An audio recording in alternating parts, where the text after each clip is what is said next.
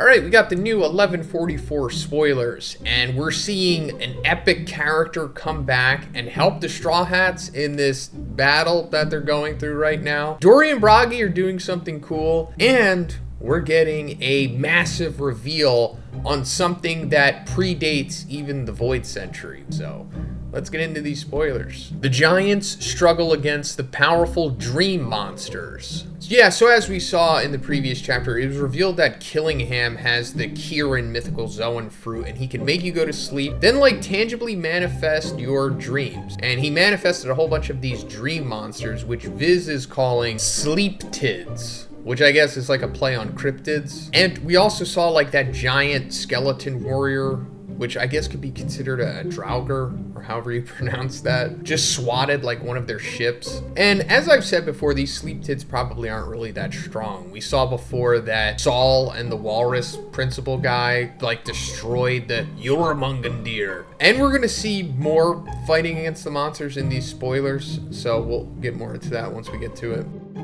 Colin, secretly defying his ban, sneaks away with a small boat and brings Jinbei, Brook, Usopp, and Nami to join the fight. Alright, so this is cool. By the way, Colin is that, the kid that they've been focusing on in Elbaf for the longest time now. But he's the son of Scopper and Ripley. And the ban that he's defying is the new order that King Harold essentially put onto Elbaf and their children. How they're just not going to be brought up as warriors and fighters anymore. They're just going to be scholars and docile kind of, which probably goes into a bigger conspiracy trying to get them to comply with being under control of the world government eventually. But now we're getting the other Straw Hats finally together here, and they're all going to eventually converge with the help of Colin. And as it says, Jinbei, Brook, Usopp, and Nami are coming. And we saw them in the previous chapter. They were kind of just still partying with the other giants until they heard on the transponder Pillbug about all the craziness that's going on with, the kids and the fire and all that stuff. Ripley takes Frankie to an ancient giant robot that has been around for over 3,000 years.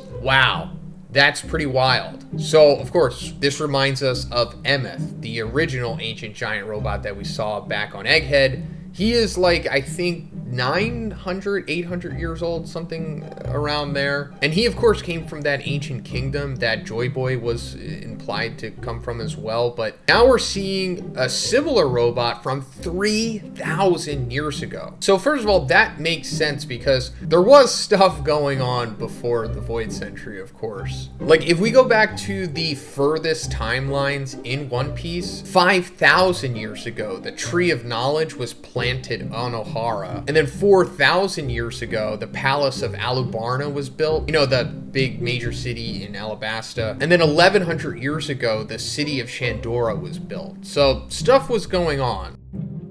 And we have to go back to this mural on the Atom Tree again. So if we look to the right of it, this might be thousands of years ago, because we don't exactly know the timelines of this. Because if we look to the left, that's probably the Void Century or around that time, the Void Century War or whatever, everyone versus Emu. And then to the right, not really sure. That could be 3,000 years ago or whatever, because we see them harvesting energy, and they seemingly have this industrious economy going on. So there was probably these robots and stuff, and that's probably when the ancient kingdom started, because Vegapunk said that Egghead is just what the ancient kingdom essentially was. So that's kind of what it looked like back in the day. And since this giant is on Elbaf, it goes back to what we were saying about how the giants were very likely either a part of the ancient kingdom or tied to it in some way. But first, given my demo, I'm sure there's a lot of aspiring programmers out there. Well, you're in luck, because today's sponsor, Boot.dev, can help you with that. With Boot.dev, you can learn back-end web development from start to finish in the Python and Go programming languages. Because the smartest way to learn code is to make sure you're never bored, so that you can, actually stick with it long enough to reach your goals. Because you can't learn to code without actually writing a lot of code and building real projects. With Boot.dev, you'll earn XP, levels, achievements, and complete quests to get a top spot on the global leaderboard. All the content content is free to read and watch in guest mode, but a paid membership unlocks all the interactive features like hands-on coding, AI assistance, progress tracking, and game elements. Programmers have an amazing earning potential. According to Stack Overflow, the median salary for back-end developers in the US in 2023 was over $100,000. So guys, go to boot.dev and use my code Zhoniin to get 25% off your entire first year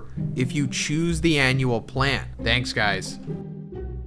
Gunko is unexpectedly a big fan of Brook's music. Okay, that's interesting. I don't know how it leads to this. I guess Colin and the group of Straw Hats that he's bringing there get there faster than we thought. And Brook is like, I'm pretty sure currently drunk along with Usopp. So as soon as he gets there, he might just start playing, his guitar. Maybe that's a way to fight against the monsters or something. Or maybe he fights against the giant skeleton monster because, they're both skeletons. But yeah, this is going to need a lot more context, which we'll go into maybe tomorrow if we get the full summary. So subscribe for that if you haven't already. Dorry and Broggy, completely drunk, gather on a massive Great Eric ship. They unleash their Hakoku attack and defeat many monsters in one strike. So yeah, this is what Dorry and Broggy are doing. The Power Creep brothers hitting their Hakoku and destroying many monsters. I mean, not all of them, but a bunch of the sleep tids. I'm curious to see if they defeat the dragon, but I assume the dragon will be left for last because it's supposed to be, at least I think, analogous to like Emu, so maybe Luffy winds up defeating it or something, and that's like foreshadowing. Scopper Gaban arrives and joins the Straw Hat for the battle. All right, that was faster than I thought it was going to be. I did not expect Scopper to come back so soon because he said like, hey, once you get things good in Elbaf or whatever, I'm paraphrasing, come back and see me. So yeah, he's back now and he's really powerful, as we saw when he was going against Luffy. I mean, I don't know if he's like gear 5 level, probably not. I mean, he shouldn't be, but he's probably commander level at this point, which is more than enough help for them to go against these sleep tids. Because it says for the battle, I'm assuming they're fighting the sleep tids. I don't think the Holy Knights joined in this fight yet. That would be wild. Maybe they stepped in at the end of the chapter, but yeah, we'll have to wait and see. And sorry if I scared you with the face cam. This is what the videos are going to be like from now on. Actually, most of the videos on my channel are going to be face cam again. Believe it or not, this is what the One Piece spoilers were originally like. It was like this, and it was from 2023 to 2024 where I kind of went back to just making faceless content, which I guess is when I gained most of my current subscribers, at least for the One Piece spoilers. So I hope you guys don't mind. I mean, if you do, I understand, but if you still want to stick around and check out my content, I really appreciate it, guys. And like I said, hopefully I'll see you guys tomorrow in the full summary video, so look out for that. And if you like this one, please give it a like. It'll help the video out. It'll help everything out, actually. So, thanks again. See you tomorrow.